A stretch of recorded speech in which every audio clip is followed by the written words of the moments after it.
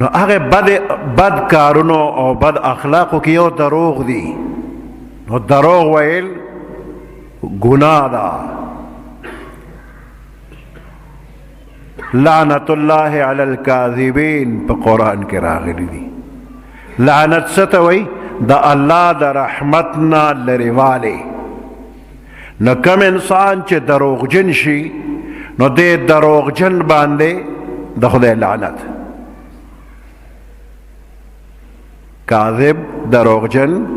د باندې د خدای لعنت. نو لعنت د الله د رحمت نه لرېوالی او لعنت په شیطان دی.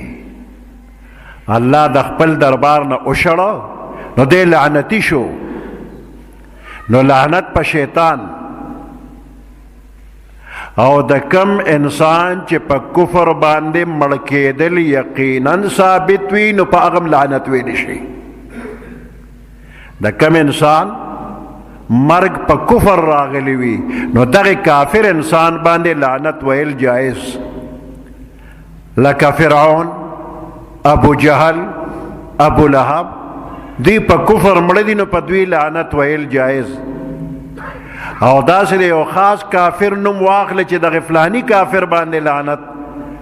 تا ته پته لګي نه چې دی په کفر مړ دی، کیدای شي په آخر وخت کې دلم خدای ایمان ورکړي. نو په داسې غیر معین کافر باندې لعنت ویل جایز نه دي. عامه خبره کولی شي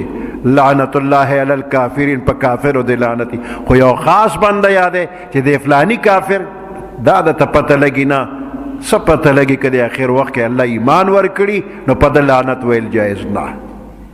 نو لعنت دومره خطرناک شی دی چې په شیطان ویل شي او چې د چا په کفر باندې مړ کېدل یقین سره ثابت په هغې ویلی شي. هسې عام کافر باندې هم نشي ویلی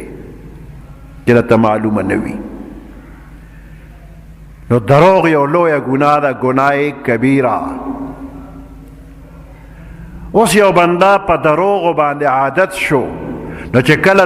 د دروغو عادت جوړ شو نو که دی بیا د دروغو نه د بچ کېدو کوشش کوي هم دی ځان نشي بچ کولی د دروغو نه. خامخا څه ناڅه دروغ د ده د خولې نه بیا وځي. نو څومره چې د انسان وس کېدی شي دی د دروغ ونه وایي. ځان بچ کوه د دروغو نه. د مرګ خطره به راشي، د مرګ خطره،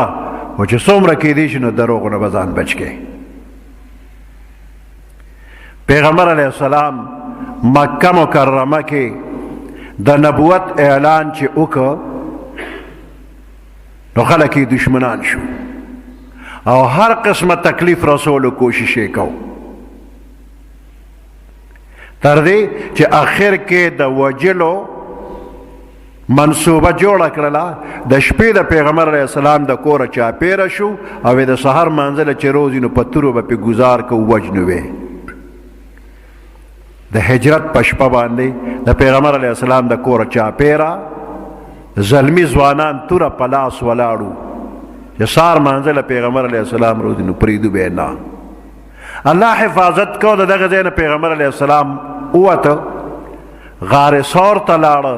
په غار سور کې 3 شپې ورځې تېرې کړلې او د هغې نه پس بیا مدینې منورې لارې واغېشتله. د 3 شپې ورځې کې د مکې کافرو ښه کوشش وکړه هر طرف ته وګرځېدل او پیغمبر علیه السلام یې معلوم نه کړی شو او بیا د انعاماتو اعلان وکړ. که چا جمدې راوسته او که چا شهید کو سر مبارک یې راوړه دونه دونه انعامونه به ورکوله. نو د انعام په لالچ کې خلک خواره واره دي، هر ځای چې پیغمبر علیه السلام ګوري یا جمدې راوستلو یا شهید کول کوي. د غار ثور نه پیغمبر علیه السلام چې مدینې منورې ته هجرت شروع کړی په سفر دی نو دقه وخت کې ابوبکر صدیق رضی الله تعالی عنه ورسره دی. ابوبکر صدیق رضی الله تعالی عنه تاجر، تجارت به کو. دا پخوانه یو طریقه دار روانه وه چې یو تاجر به یو ناشنا علاقې ته لاړه، د هغه لارې کوڅې به ورته معلومې نه وې نو د هغې علاقې یو کس به ځان سره که وی ته راته لارې کوڅې ښیې زه به خپل مال د تجارت خرڅوم ته به راته لارې کوڅې ښیې نو دې سړي له به بیا اجرت ورکه مزدوري به یې ورکړله چې ده به ورته لارې کوڅې ښولې نو اوس پیغمبر علیه السلام او ابوبکر صدیق رضی الله تعالی عنہ د هجرت په سفر کې دی ناګانه د لرې نه یو سړی را مخامخ شو او ابوبکر صدیق یې پیژنده ناغلی آواز ورکه وی ابوبکر دا تا سره څوک دی دا تا سره روان دویم ملګری څوک دی نو اوس که ابوبکر صدیق رضی الله تعالی عنہ ورته وایي چې ما سره پیغمبر علیه السلام دی نو د پیغمبر علیه السلام په تلاش کې خو خلک راوتي دي اوس به راشي حمله به شروع کړي پیغمبر علیه السلام ته به تکلیف ورسوي که وایي چې پیغمبر علیه السلام د خبره رښتیا ده خو خطره پکې شته او که وایي چې نه پیژنم یا نه دی پیغمبر علیه السلام نو دا خبره دروغ ده نو ابوبکر خو صدیق دی په صداقت باندې به داغ ولګېږي نو اوس به دې وخت کې کومه خبره کوي دروغ هم نه وایي او که رښتیا وي خو جګړه او قتل و قتال جوړېږي نو ابوبکر صدیق رښتیا خبره دغه وخت کې کوي وایي رجل یهدین السبیل دا یو سړی دی ما ته لار ښیي یو سړی دی ما ته لار ښیي نو د تجارت دپاره چې کوم لارښودونکی رهبر به نو د هغې سایل په ذهن کې دا راغله چې ابوبکر تاجر دی او دا به د دې کلي څوکي دا لارې کوڅې ورته ښیي رجل یهدین السبیل یو سړی دی لار راته ښیي د ابوبکر صدیق پس دماغ کې او په زړه کې کومه خبره ده وی دا یو سړی دی چې ما ته د جنت لار ښیي د ده ذهن کې دا او د سائل په ذهن کې دا بله خبره دې ته توریه وایي عربی کې توریه سائل ته نه یو مطلب اخلي او جواب ورکول والا ته بل مطلب نو ګوره دغه ځای کې دروغ ونه وي رښتیا خبره یې وکړله ځان یې بچ که او دروغ یې ونه وي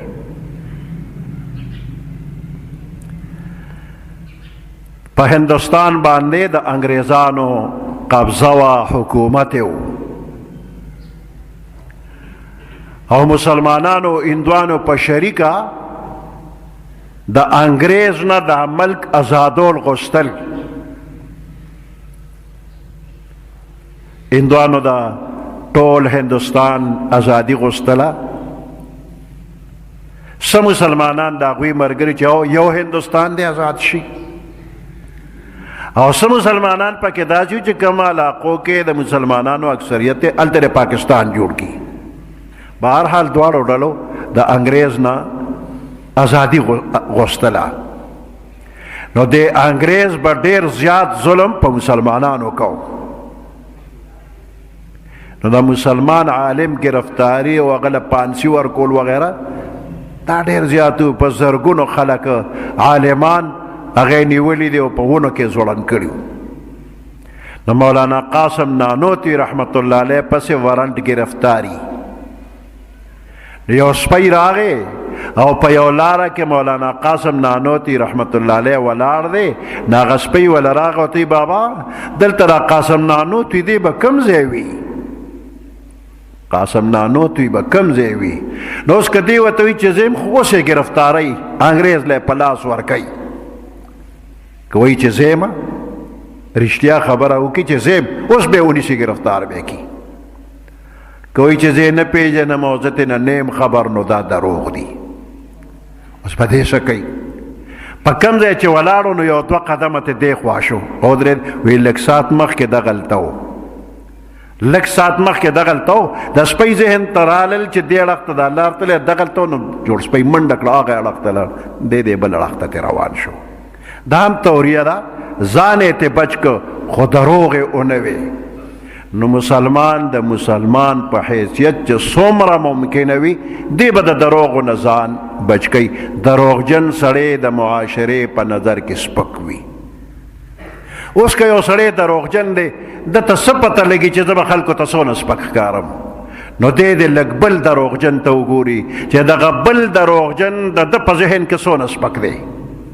داسې بل دروغجن ته دې وګوري چې د ذهن کې څونه سپک دی نو د هغې نه دې اندازه والي چې زه دروغ وایم نو زه هم دقسې د خلکو نظر کې سپک یم دروغ لویه ګناه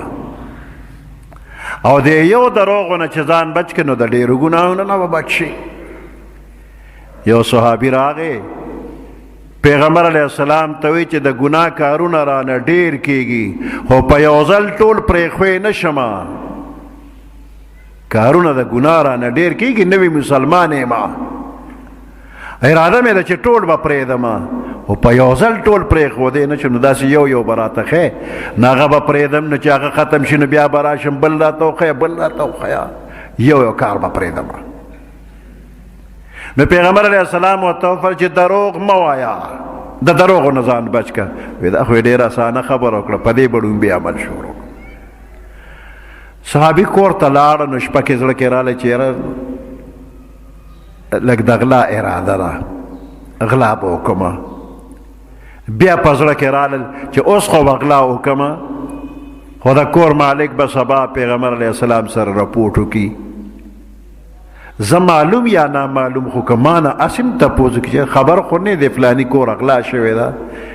نو ځکه ورته وایم چې ما کړې ده زه به د ټولو خلکو مخکې ملامت شم که وایم چې نیم خبر او ما نه ده کړې دروغجن به ثابتېږم سره دې وخوري یاره دا غلا به نه کومه سبا به د پیغمبر علیه السلام مخکې ملامته ولاړ یم نه کوم غلا څه وخت تېر شو د بلې ګناه اراده وکړه د بلې وکړه د بلې وکړه ډېرې ارادې وکړې خو هرې ګناه ارادې پسې به زړه کې دا رالل که سبا د پیغمبر علیه السلام په عدالت کې حاضر شمه او ما نه تپوس وکړي چې د فلانې کار چې رښتیا وایم ملامته به یم که دروغ وایم وعده مې ورسره کړې چې دروغ به نه وایم د هغه ټول د ګناهونو ارادې چې زړه ته راغلې هغې ختمې کړي او سار پیغمبر علیه السلام ته ورغې ټول حال یې ورته وی الله دې جزای خیر درکړي داسې نسخه دې راته وښوله چې ټول مرضونه دې راله ختم کړل یو دروغ پرېښودل دې سره د ډېرو ګناهونو نه بنده بچ کیدی شي او بل غیبت دی دو څلور کسه یو ځای کښېني وي راځه چې ګپ ولګوو نو بیا داسې ترسکون ګپ شروع شي چې د ختمېدو چلې چاله نور چې دا به پرېږدو څنګه اوسه وی خبرو خوند کو دی خوا وخت ختم شو نو دې ته ترسکون ګپ وایي دا غیبت اوس غیبت څه شی دی یو بنده په بل بنده کې یو بد کار لیدلی دی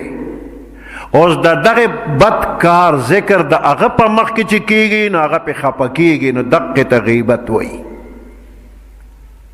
یو ورور مسلمان کې بد کار شته واقعي شته پکې تا پکې لیدلی دی او ته د هغه مخ کې د هغې ذکر وکړې چې فلانیه تا فلانې کړه اپې خفه کېږي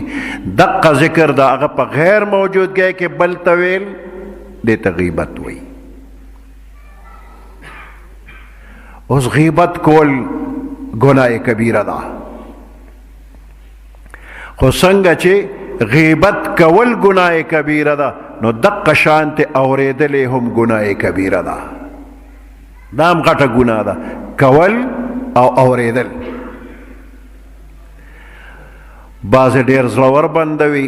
مجلس کې لګی فلاني داسې کار کړی داسې کار کا څه زه خو ته یېرېږم نه زه خو بیا مخامخ هم ورته ووایم دا نور هم زړورتیا ده زه بیا مخامخ ورته ووایم دا نور هم غټه ګناه ده حضرت میمون رحمت الله علیه یو بزرگ دی خوب یې ولیده او په خوب کې یو تور بنده دی مړ پروت دی تور بنده مړ پروت دی دته حکم وشوی د دې بنده غوښه وخوره دی وی یا الله دا خو انسان دی او مړ دی د ده غوښه به څنګه خورم دا خو ماته ګرانه نشم خوړی بیا ورته ویلی شو تا چې د ده غیبت کوو نو هغه وخت دا خیال نه کوو چې د ده غیبت ته کوو هغې وخت دا خیال نه کوو چې دا د مړ مسلمان غوښه خوړل دي یا الله ما خو د دې انسان غیبت نه دی کړی نو بیا ورته ویل شو فلانی بنده غیبت کو تا اورېدلی دی دا تا چې اورېده لکه چې تا د ده غیبت کړی دی. میمون رحمت الله علیه د دې خوبه چې بیدار شو تر مرګه نه غیبت کړی دی او نه د بل د خولې نه اورېدلی دی. غیبت غټه ګناه ده، خطرناک جرم دی.